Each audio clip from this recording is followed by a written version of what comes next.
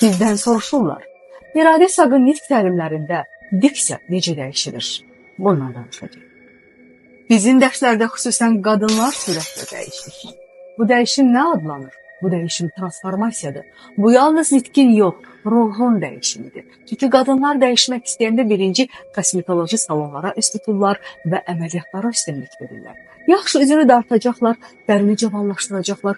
Bəs içindəki işıq, içindəki ruh, onun səsi, onu kim düzəldəcək? Hansı əmək? Çünki mənim təlimlərim ancaq dəyişiklik deyil, bu transformasiyadır. Bəs transformasiya dəqiq olaraq nədir?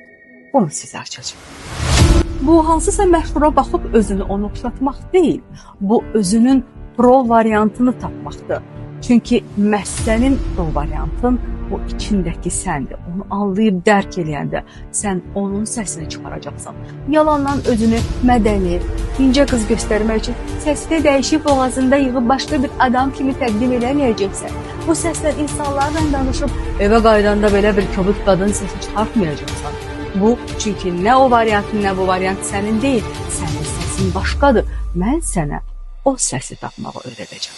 Sən öz səsini bəlkə ilk dəfə eşidəcəksən. Bu artıq dəyişiklik deyil, bunun adı transformasiyadır. Bu artıq dünyanı öz ovuçlarında hiss eləməkdir. İçindəki yerə qayıdıb, özünə qayıdıb, o insanın səsini çıxarmağı bacarmaq. Bu, sən bil. Amma yalnız mənimlə öyrənə biləcəyin bir təlimdir. Ona görə bil yox.